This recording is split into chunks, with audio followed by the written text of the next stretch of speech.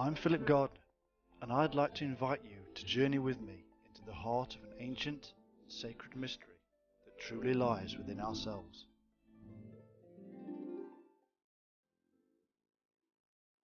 This is a journey of ages, and one that transcends ordinary human thought.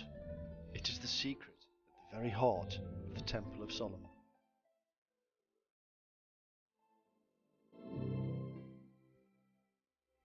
Gnosis means knowledge of the most esoteric kind. This is the story that has been kept from the ears of mankind for too long. It is a truth hidden beneath the layers of religious deceit for centuries. This is the truth behind the world's most infamous secret societies, including the Knights Templar. It is the revelation of the arcane secrets of mankind and the amazing discovery of the secret of Solomon's Temple. You cannot live life until you have Gnosis.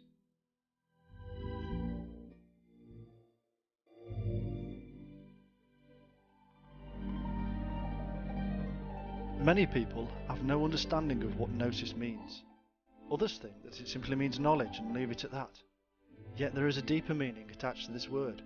It is a word that gave rise to the title Gnostic, or one who has this special knowledge. They practiced a spirituality that was distinctly more Eastern than the Western version of Christianity we see around us today. The term Gnosis, in truth, is the direct mystical experience of the divine in the self. It is the realization of the true nature of ourselves and cannot be discerned through intellectual dogma and doctrine. For whoever does not know self does not know anything, but whoever knows self already has acquired knowledge about the depth of the universe. So were the words of Christ according to St. Thomas, and these few words reveal the depth of the belief in this peculiar and seemingly difficult to comprehend system. It seems we are being told by the ancients that the most important place to search for truth, the divine, and for ultimate knowledge of the universe is within ourselves.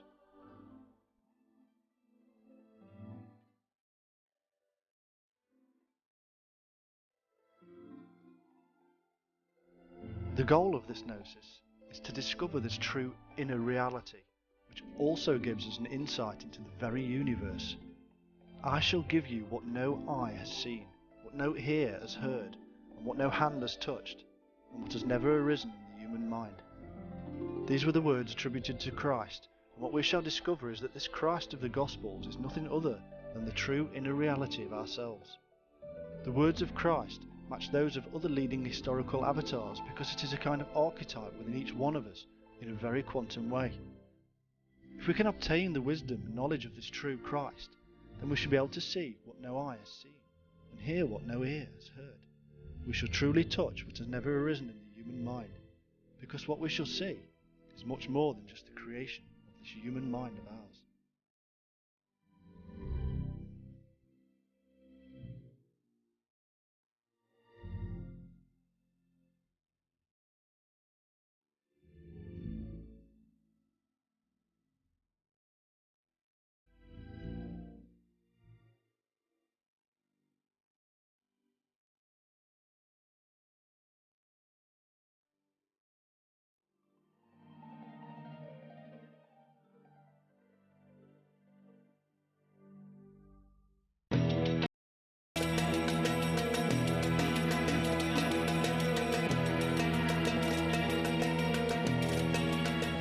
Because of mankind's attempts at manifesting the mystical into the physical world, he has created mysteries for the rest of us. The secret knowledge presented here would have resulted in my own tormented death at the fiery stake had I written so blatantly in previous centuries. Only those who already knew the secrets had the eyes to see and the ears to hear. Men whom we would today class as alchemists and occultists hid their understanding behind language and imagery that was multi-layered. In order for us to fully comprehend exactly what this Gnosis is, we must first understand the background and history to this hidden world. We must come to an understanding that our present orthodox history is basically incorrect. Over the course of the last few centuries, there has been an ongoing rewriting of history by those in power, both ecclesiastical and political. As any good historian will tell you, the history of the world has been written mainly by the victors. The victory could be a military conquest, a political or religious campaign. Either way, the losers are generally silenced and eradicated from their history books, or even vilified and made to look foolish. When we are told that the war was won by the glorious and good, we must be wary of what we read. The same is true when we read of the supposed victories of, say, Christianity. We read, for instance, that St. Patrick went to Ireland and defeated the serpents, eradicating the country of all the indigenous snakes. This is blatantly not true, as Ireland has no snakes.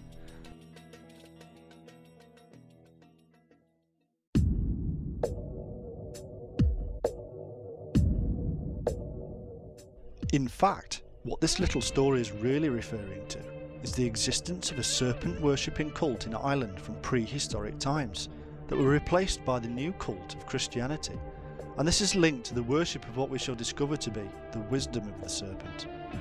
It also refers to the fact that St. Patrick overcame the power of the serpent and therefore mastered it. The snake is intricately linked with magic and mythology in almost every culture. It is seen as the personification of wisdom and goodness, and alternatively as the personification of evil, thus revealing the duality implicit to its nature and to the nature of the energy serpents known as the Ida and Pingala, which traverse the spine in the Hindu tradition known as the Kundalini.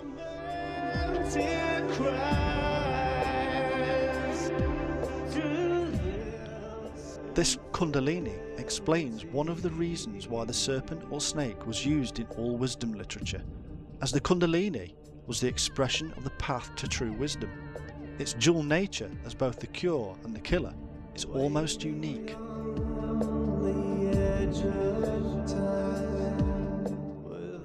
This internal union has been depicted throughout history as the sexual union, and eventually came through in history as the alchemist's hermaphrodite or androgyny figure. Some say that originally the snake was the symbol of the virgin goddess, giving birth to the cosmos unaided by any male principle, an almost androgynous element of creation, the coiled or spiral symbol of the serpent representing her vagina.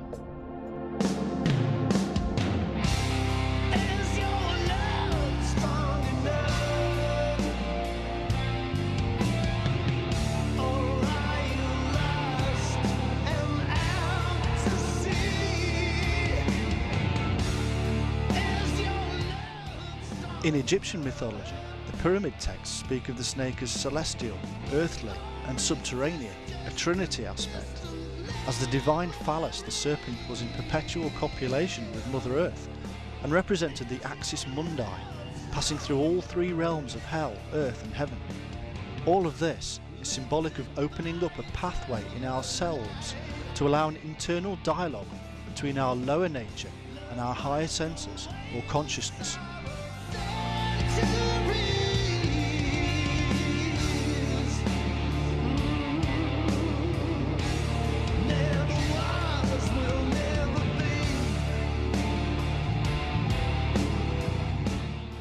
Now we must turn to the enlightenment experience. This experience, we must understand, comes directly from the internal chemical, electrical, biological reactions to our own thought processes. It is, in essence, something we can create ourselves, and this is the divinity within ourselves, spoken of, albeit often in hidden language, by many ancient and not so ancient writers. The early messiahs were gurus and shamans who understood how the world worked in their own unique way. They received their knowledge via the trance state and this inner enlightenment experience.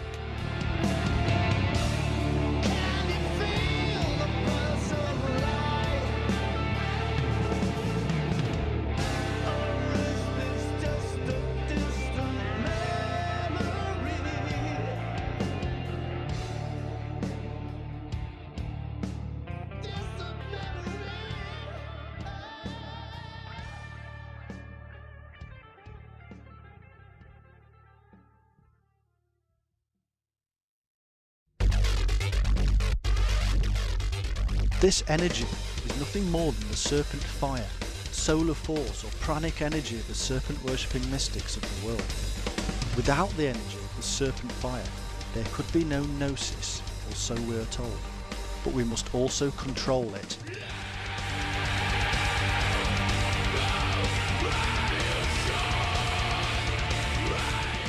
And yet, what is this energy? And have scientists ever discovered it, or even looked for it? Over the course of human history, there have been thousands of individuals who have claimed to have experienced enlightenment or illumination, giving rise to the term shining as far back in history as we care to go. If it is true that mankind across the world and across time has been having these experiences, and they are very real experiences, then it is true to state that they must be brought on by some kind of energy. This energy is both the electrical charge within the nervous system to the brain and the chemical and biological reactions within our brain, brought on by numerous methods of meditation, prayer and dervish. These ancient methods were discovered over the course of tens of thousands of years and have been perfected by initiates and adepts in many cults and creeds. The methods do work. They do create altered states of awareness via the electrical, biological and chemical reactions that they generate.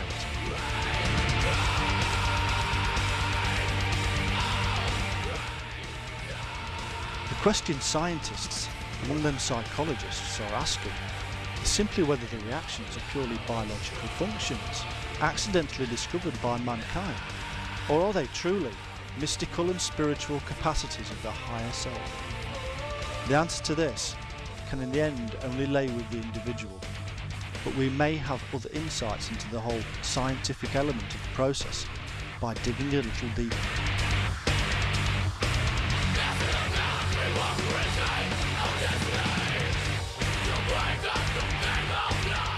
In ancient Sanskrit, there is a word known as sunya, and simply put, it means zero, and is related to a modern concept known as the void. How is this ancient metaphysical concept of nothingness related to a modern quantum world we call the void? And how is this related to the ultimate knowledge of mankind? Imagine, if you will, a large sea or lake.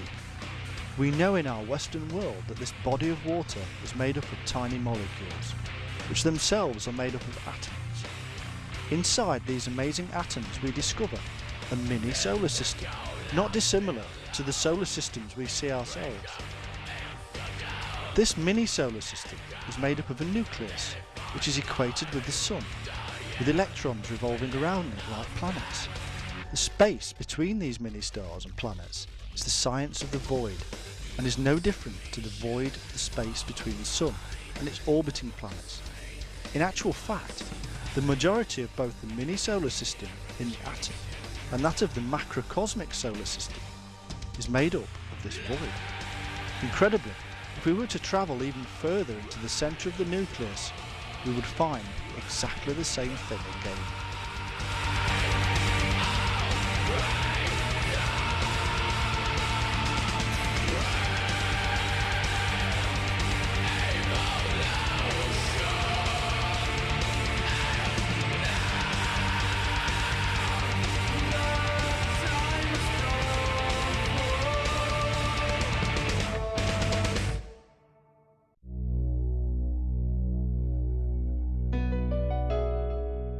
Well, what does this show?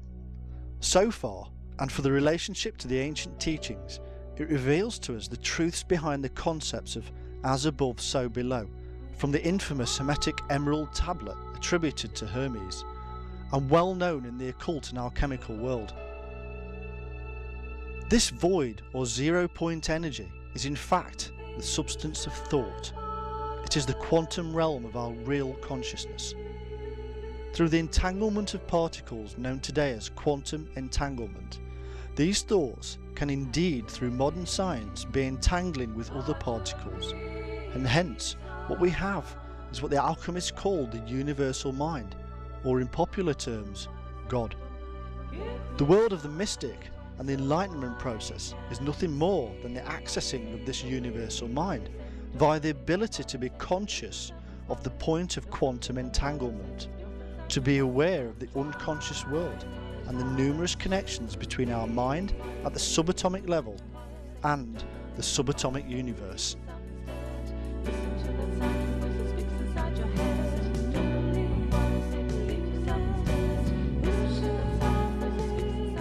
The methods employed by the adept would heighten the state of awareness of this quantum world internally, and due to the very nature of the process, the mystic comes back with visions which are on the one hand archetypal and on the other unusual. It is archetypal because it is seen the same the world over. It is unusual in the fact that the ordinary mind cannot comprehend what the non-ordinary mind has seen. What the mystic, whether Hindu, Muslim Sufi, Christian Gnostic or alchemist, is revealing is the human interpretation of a very real and scientifically theoretical quantum world of the unconscious. This experience is what they termed the real self.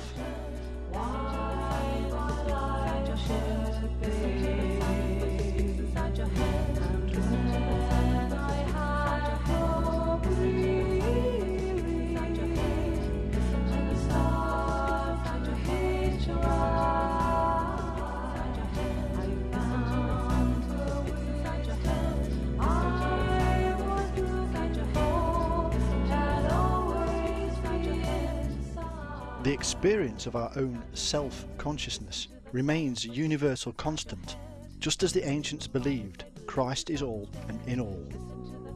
The truth is that the shaman who led the process were finding ways to higher consciousness, to be closer to their gods. This knowledge was passed on to the tribe where required, through visual arts and in practical healing techniques. All the things that man has seen through this process are therefore nothing but an illusion created only within the brain. But this theory neglects the quantum side of existence, that all things are connected, that all is one, and that everything depends upon everything else. So too does our mind depend upon the universal mind.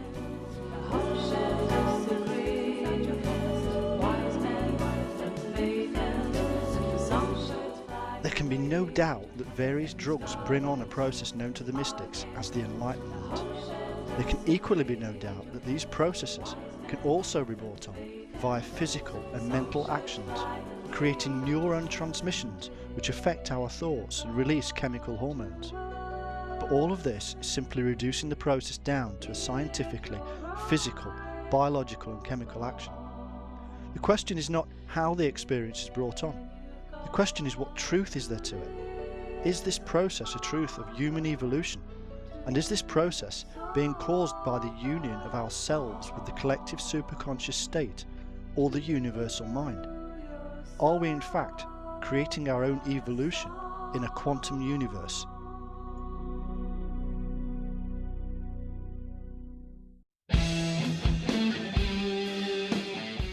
What the evidence does show is that subjects do experience a great light or shining, just as the ancients have stated on numerous occasions, and we now know to be part of the true Enlightenment experience. The experience cannot be the result of man's searching for eternal life, as each culture would bring about different results.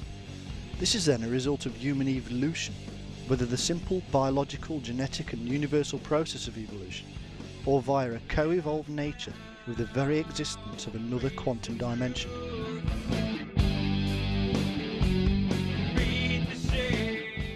This would explain the serpent image, which has been seen both as the double helix of DNA and as energy waves. Either way, the wavy line, physically manifested on this level of existence as the snake, is a universal image underlying the very basic levels of existence itself.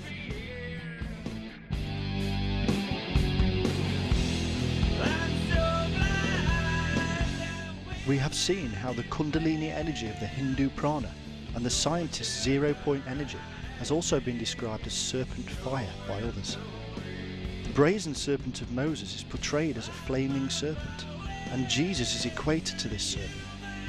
The brazen serpent of Moses is nothing more than the power of the healing Kundalini seen in the Hindu tradition. So what we have here is belief in the healing serpent energy rising up a pole or spine that spans the period between the Old Testament and the New. But more than that, this serpent healer is there right at the start too, in Genesis.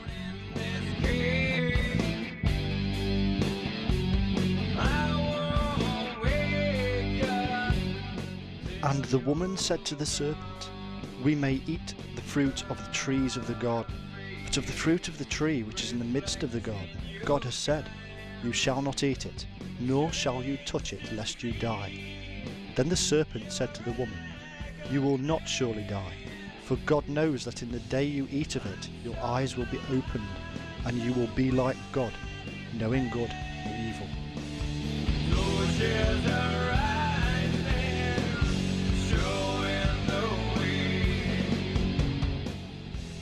So eating the fruits of the tree that is in the midst of the garden, which can only be the tree of knowledge of good and evil, or the tree of life, will make you like God.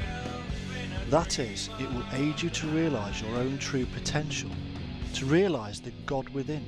This is simply because you'll be eating something that is inside yourself. The world denies us this element of ourself. Our own desires and greedy nature denies us ourself. Ancients tell us in all good faith to eradicate those desires, deny the world its power over us, and to truly find out what lays within. We've either been misled or forgotten how to read the truth.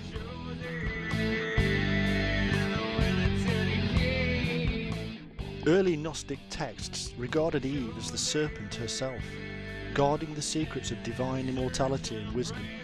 They taught that the Hebrews had regarded Eve with jealousy and stole the creation of mankind from the serpent and attributed it to Yahweh. How right they were, and yet they were called heretics for their statements. At other points in tradition, the Eve myth takes on masculine edge when she is married to Ophion, Peleus, or the Agatha demon, all great serpent deities, and all showing clearly that the fables of Genesis are based upon a serpent cult and the union of the serpentine energies we know as the Kundalini in Hindu tradition.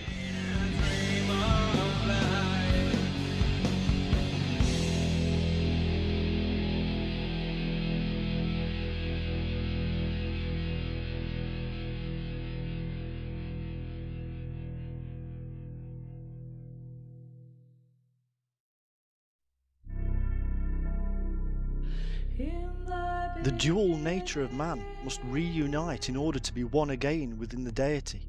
Eve, of course, must unite with Adam. In the old Akkad tongue, Ad signifies a father, and the mythical personages with whom Adam is most allied, such as Seth or Saturn or Thoth and others, were serpent deities. Adam and Eve are therefore both symbolic serpents of energy within man, that must unite in order to bring about the true Son of Man, which is the Christ.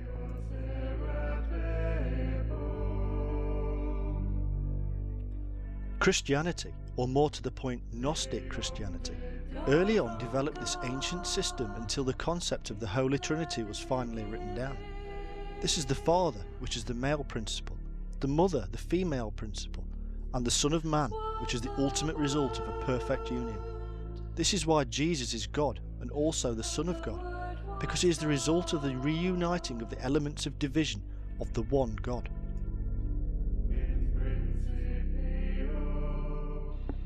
The Bible is a repeating pattern of initiation into the mysteries of the human mind. It is a tool to teach us about ourselves and is, according to most scholarly sources, an accumulation of other wisdom and religious literature from Mesopotamia, Egypt, Persia and elsewhere. It is to some of these other sources that we must now turn to see if the same repeating pattern of psychological and philosophical teaching is to be found. Similar beliefs are shared with the sacred Jewish Torah, the priestly code to be found in the Pentateuch, and said to have been given to Moses by God. This written Torah was said to have passed through the oral Torah first, emerging from darkness. Kabbalists of the 13th century wrote down their understanding of this inner divine in a book we know as the Zohar. The word means radiance, and this is due to the divine light which is the Torah reflected in the mysteries of the Zohar. The literal meaning people see in the Zohar is darkness. Only by seeing the hidden mystical interpretation will we make a new reading of the Zohar more exciting and revelatory.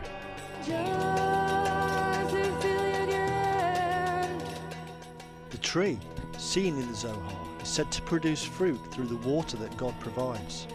God's water is called Chokmah and means wisdom. It is Sophia, or wisdom, that will enable the tree to bear fruit, which is the soul of a righteous man. Shekinah will only dwell with the righteous, and only through Hieros Gammus, or holy union of the male and female principles, is this possible.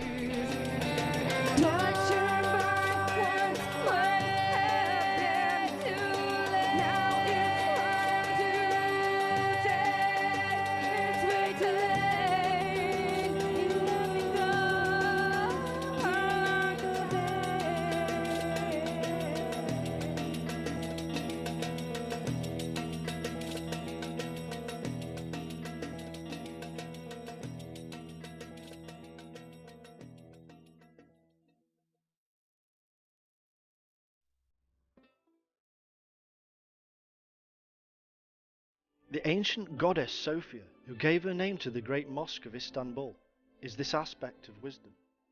The female principle is seen on many levels as that of wisdom, and it is symbolized often with water. This is the reason that Mary is often seen on a boat or as a boat, she being the mistress of wisdom and her name meaning water. The boat, as in the symbol of the city of Paris, is also seen with an upright pole, balanced upon the crescent moon-shaped boat. This is the moon aspect of the goddess, the negative or feminine principle.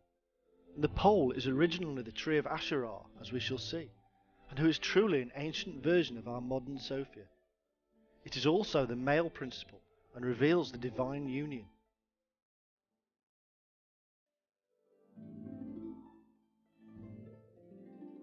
The title of Asherah in Phoenicia, North Africa, is Tanith, meaning serpent lady.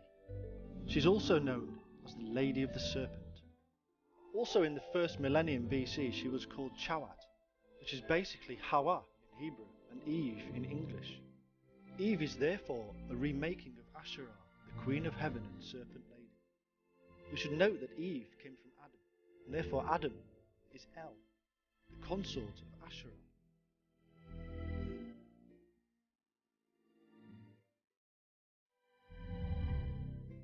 Asherah is the serpentine and feminine aspect of one of the original versions of the Hindu Kundalini.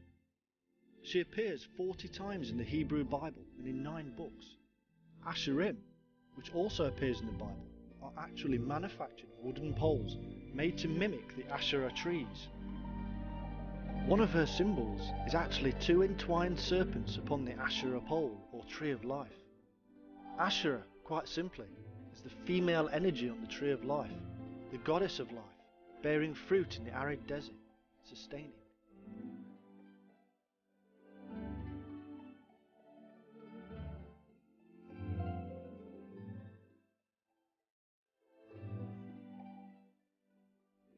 The goddess in the temple, in our minds and our body, is therefore the element of united wisdom within us.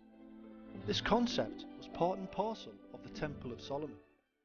It was in the very precincts of that holy place that the religious authorities tried to wipe it out again and again.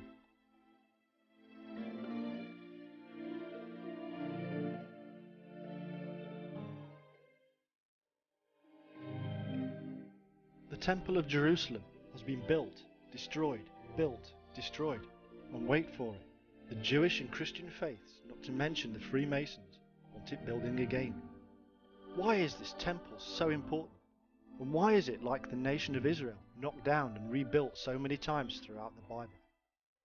There are, though, many hundreds of theories about the temple, and we should just consider a few of them. Probably the most interesting in the current climate is the concept that those medieval warrior monks, the Knights Templar, actually dug beneath the temple and discovered some great and tremendous secret. This secret is claimed to be the Ark of the Covenant, the Holy Grail, some incredible and deadly secret texts, or even the head of Christ.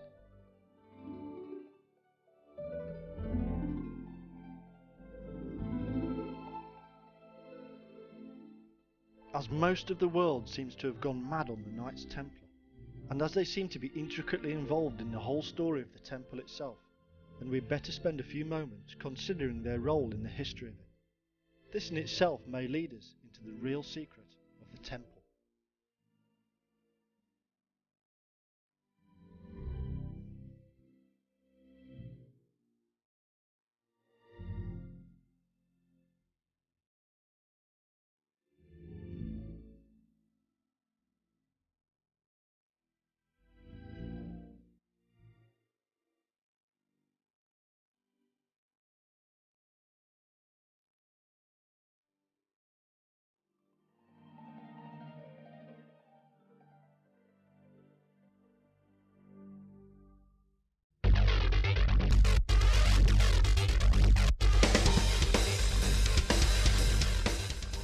In the 10th century BC, King Solomon the Wise supposedly founded the Temple of Jerusalem, or Solomon's Temple.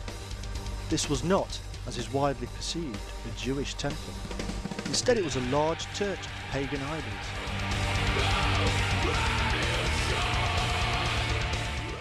Solomon, according to tradition, had hundreds of wives and hundreds of concubines, all of which came from across the Middle East, and all of which worshipped different gods. All these gods were represented in this great centre of Middle Eastern religion. There is, though, absolutely no evidence from other surrounding nations that any of this happened.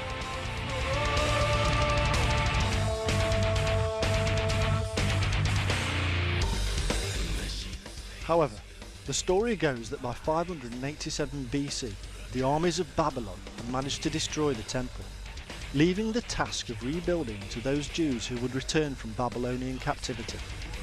We would of course do well to remember that Babylon was often used as an allegory for sin, and therefore sin brought down the temple, and those who escaped sin would one day raise it up again.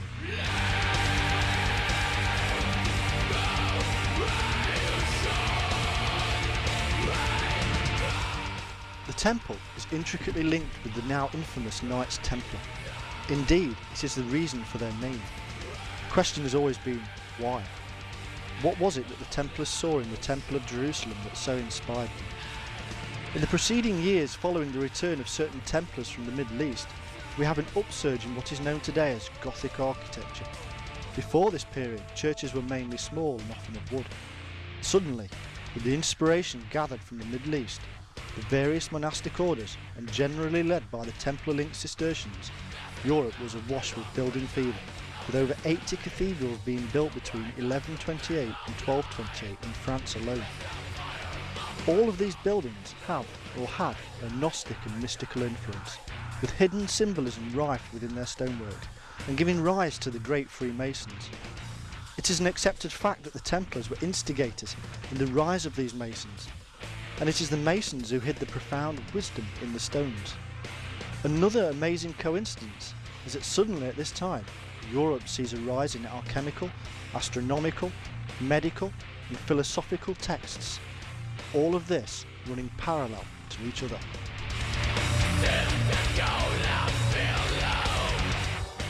The temple then was not made for one god, but for numerous gods, and anybody who wished to worship their own god was in the right place regardless. This was a place of union, a joining of the opposites seen in the Kundalini experience, where the male and female, positive and negative, are joined to bring about true illumination. It was this mystical experience that was at the heart of the Templar attempted revival.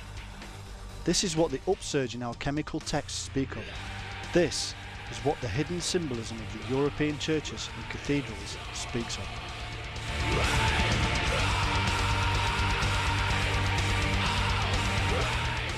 So now we understand the enlightenment or illumination of the mind. This very understanding was then taken further and brought to Europe, where it was physically manifested in the great cathedrals and churches. And all of this from the findings of the Crusaders in the Middle East.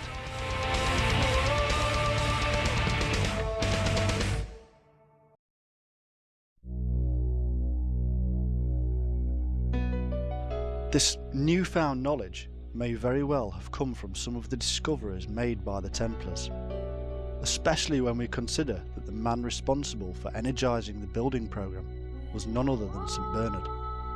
This is the same Bernard who gave the order of the Knights Templar their rules, and who was related by blood to various members.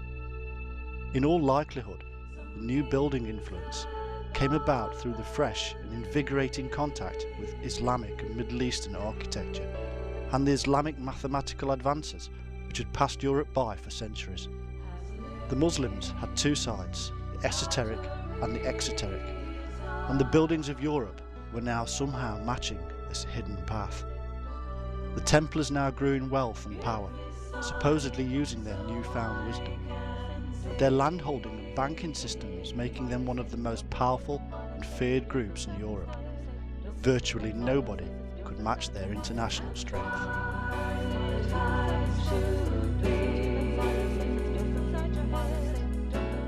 At their trials, the Templars were not only accused of worshipping the sacred head, known today as Baphomet, but also the veneration of the serpent.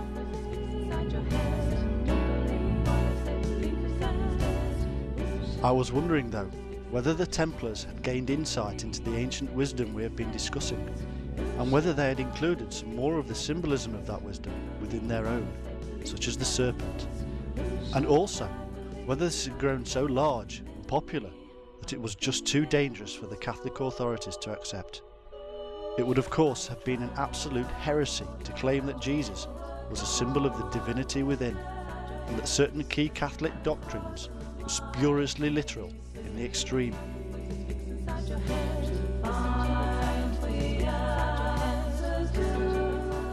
A symbol seen in various forms from Sumeria to France is the Abraxas, a figure with snakes for legs, a symbol used for gods such as Oannes, and not surprisingly, this later became the symbol of the Grand Master of the Templar Order.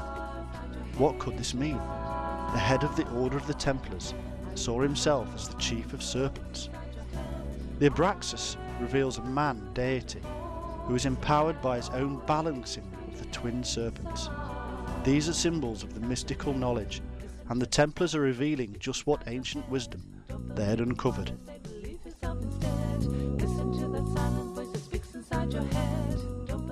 These influences must have been picked up whilst the Templars were in the Middle East, and then utilised later on. We must now turn to the builder of the temple, Hiram. Hiram was the son of a Jewish mother and a Phoenician father. He was said to have been the son of a widow of the tribe of Naphtali. There are real links between Hiram and the serpent.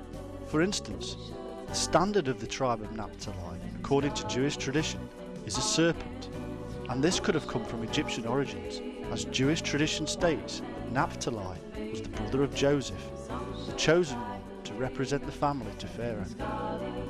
Hiram is said to be a son of the tribe of Dan, and even the tribe of Dan had an emblem, which was amazingly the serpent. Hiram was credited with certain tools which could pierce stone. Stone is symbolic of wisdom and foundation. Hiram's tool, therefore, could pierce the veil of wisdom. According to the Book of Kings, the temple was built of stone before it was brought to the site. It was said by tradition that neither hammer nor axe nor any tool of iron was used in the building. So how was it built? This in itself is a paradox which can only be answered by the true secret of the temple being revealed.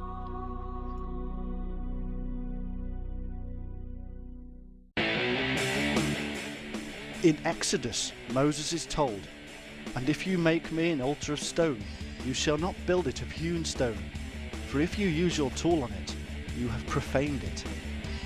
It seems the same symbolism was utilised here with the building of the temple. According to rabbinical teaching, the prefabrication of the temple was performed by the shamir, a giant worm or serpent that could cut stones, not dissimilar to Norse and Celtic beliefs, where Valhalla or Camelot were built with the fire of the dragon. The wisdom of the worm or snake shamir was used in the construction of the temple. Architect gods such as Thoth of Egypt are linked strongly with the serpent wisdom because they are linked with the building of temples of wisdom inside ourselves. In essence, what we really have here is the temple of wisdom being built by the serpent.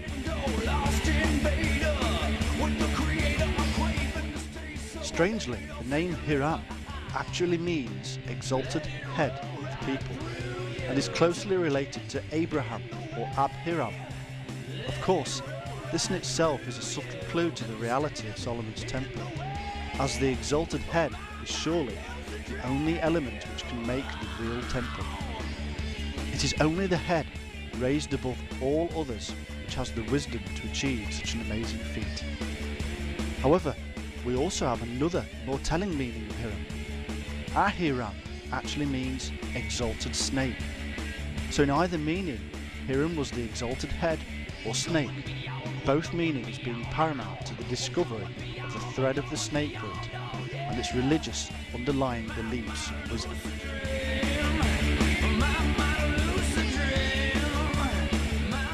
Great building works were carried out across Europe, all hiding the secret symbolism of the snake, all using the architectural skills discovered whilst on their travels in the Middle East. The brazen pillars of Hiram becoming the twin pillars of the later Masons, who themselves, like Moses, the emergent serpent, emerged from the Templars.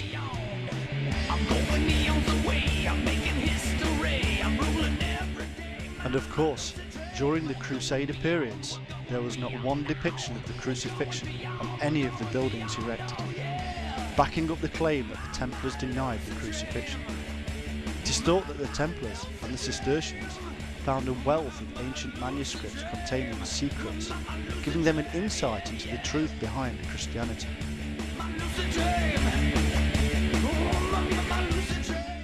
One thing that did emerge was the cult of the Baphomet head and Sophia, the elements of serpent wisdom.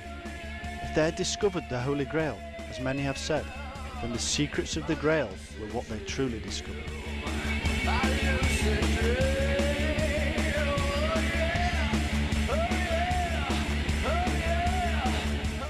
So far, we have seen that the true temple must not be touched by hand, that Moses was an emergent serpent from Egypt, and that Hiram, the exalted head or snake, was a master of balance. We've also seen that inside this temple was Asherah, the entwined serpent goddess worshipped across the known world under different guises, and alive and well today in the myths of Mary. We've also seen that a mystical serpent helped in the creation of the temple, and that it was a secret discovered by the Knights Templar, whose very own Grand Master had the symbol of the serpentine Abraxas.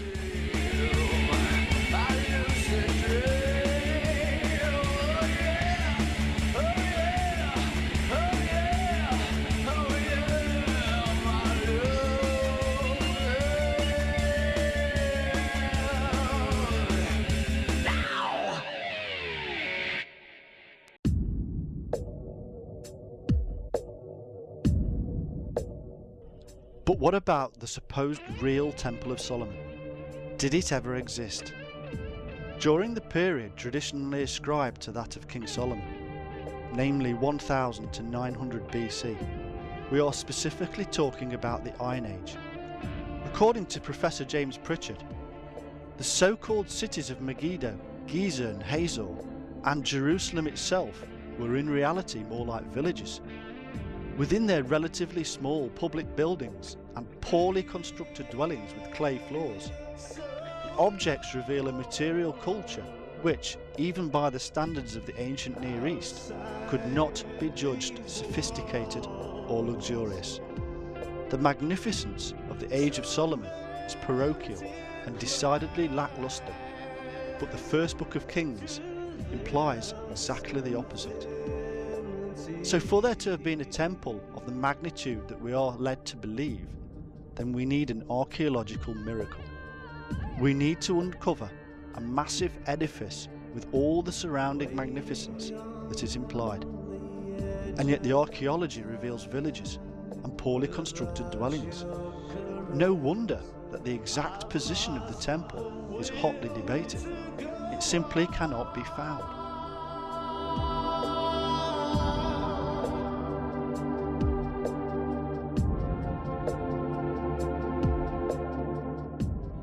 But of course, there is more evidence we can show to prove that the temple was purely a metaphor and in fact never existed in reality. The Temple of Solomon has been called Templi Omnium Hominum Pacis Abbas, meaning the God of the Temple of Peace among men. Shortened down, this reverts to Tem of Ab and reverts backwards to Baphomet.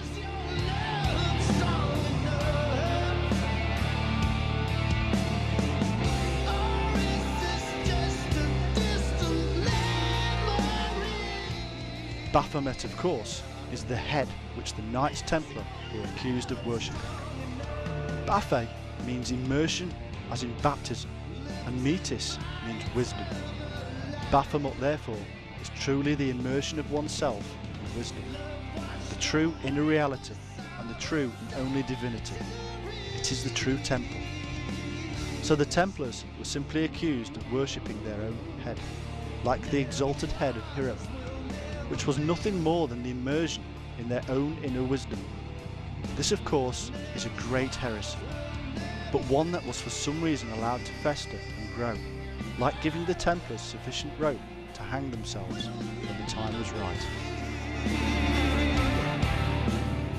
This is the great secret of the Templars, and one that indicates the truth of the temple, namely, that what they really discovered in that hot, humid country just after the First Crusade could very well have been found back in rainy Europe themselves.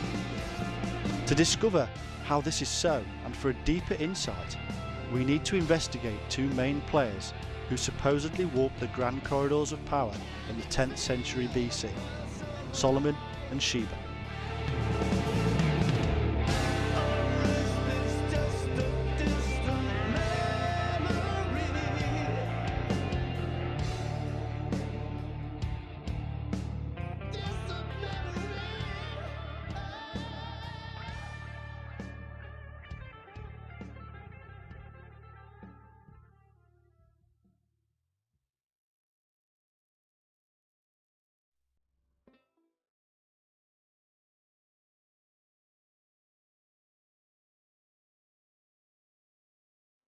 Historically, Solomon is supposed to have been a king of Israel, and David's chosen heir.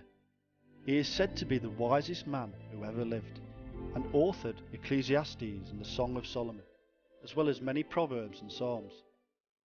Solomon supposedly grew up in a polygamous household with David's 18 wives.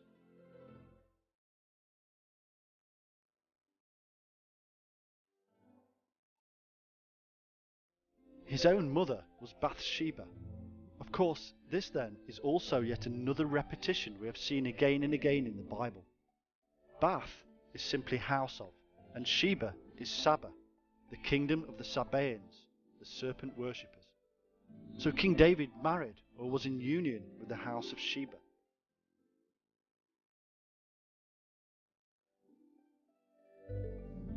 There are amazingly links here to the tales of King Arthur. David basically took Bathsheba from Uriah and created this saviour King Solomon. In the tales of Arthur, much the same is done when Uther Pendragon takes Igraine from her husband to produce the saviour King Arthur, and all is well in the land. Arthur, of course, then goes on to marry the Queen of Serpents, Guinevere, just as Solomon goes on to marry Sheba, the Queen of the Land of Serpents. It is a repetitive process of teaching, and in the tales of Arthur, it is a tale that erupted upon the European scene following the Crusades into the Holy Land.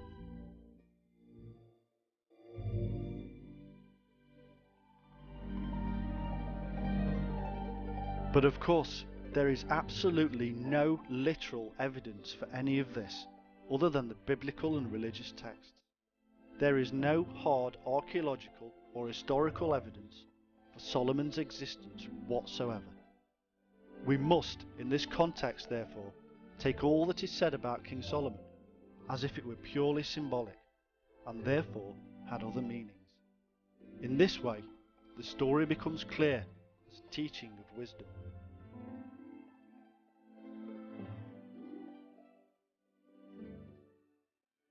The Queen of Sheba is a version quite simply of Asherah, and when she departs from her land to visit the passionate King Solomon, she is entering the temple as the Serpent Queen herself.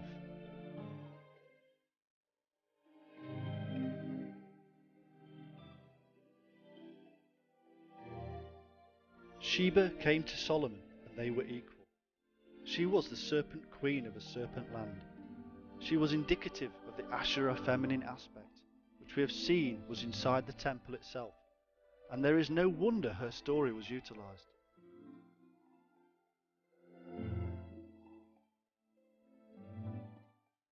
When Sheba visited Solomon, she was the peaceful side of ourselves, meeting and balancing the powerful but often fiery side of our internal mind.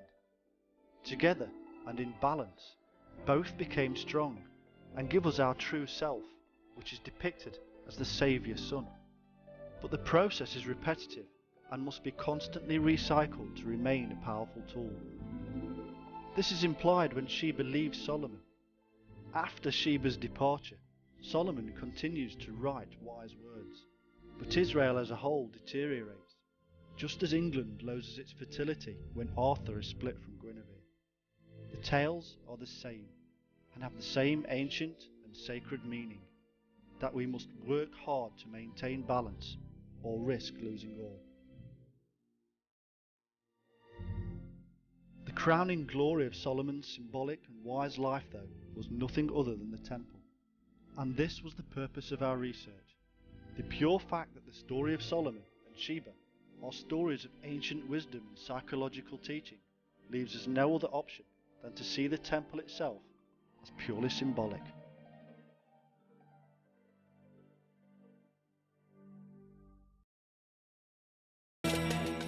This secret of the Temple of Solomon was passed into the Freemasons.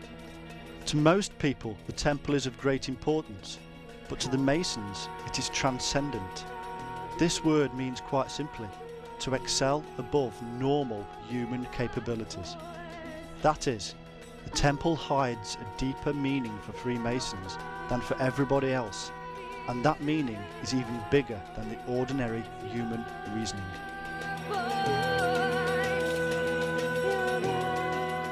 We are told that in order to build this temple, we must not use might or power, but spirit. How can we build a physical structure with just spirit? We can't, but we can build a spiritual structure with spirit. The true understanding of the Temple of Solomon will come when we understand that at every level of our lives, physical and spiritual, whether coarse or fine, whether related to ourselves or others, what we must always begin with is balance. But each level must be worked on. We must understand that there are elements which cause us suffering, and these appear and reappear, and we must repeat the cycle of eradication if we are to proceed to the next level and be free from the world of desires. Once our mind is free of all the elements which distract us, we will truly shine.